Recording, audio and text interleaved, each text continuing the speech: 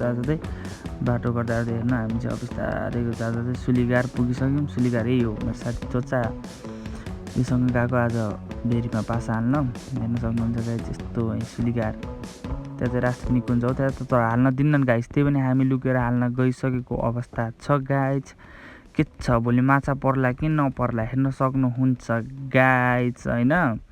यस्तो गर्दा गर्दै हामी चाहिँ पुगिसक्यौँ अब सुलीगार। अब यस्तो म चाहिँ लुकेर पासा हालिरहेको छु त्यसले चाहिँ भिडियो बनाइदिइरहेको छ। क्यामेराम्यान हो चाहिँ ऊ चाहिँ फेरि उसले चाहिँ अब पासा हालिसकेको थियो अगाडि। मैले चाहिँ अब यस्तो लुकेर सट्ट पारेर आर्मी क्याम्प छ यताबाट सट्टै हालिदिनुपर्छ होइन गाइज। यस्तो गर्दा गर्दै यस्तरी हालिदिएको पासा अनि हामी अब घर फर्किन लाग्यो। हामी पासा हालेर सकिसकेको थियौँ। सुलीगारै हो। सुलीगारबाट घर फर्किँदै आइसकेको अवस्था गाइज हेर्न सक्नुहुन्छ तपाईँहरूले पनि। तर त्यो सुलीगार चाहिँ पासा हाल्न नजानु होला त्यहाँ चाहिँ आर्मीले फेरि लखट्छ नि फेरि।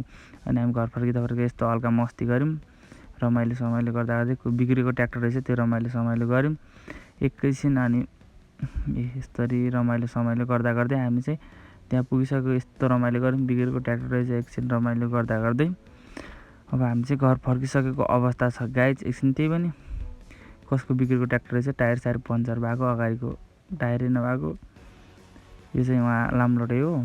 अब हेर्न सक्नुहुन्छ गाइज यो चाहिँ सुलीगारमा यस्तो लेखेको रहेछ। अनि भोलि बिहान चाहिँ माछा यस्तो यति धेरै परेको थियो guys. Thank you for my video full watching.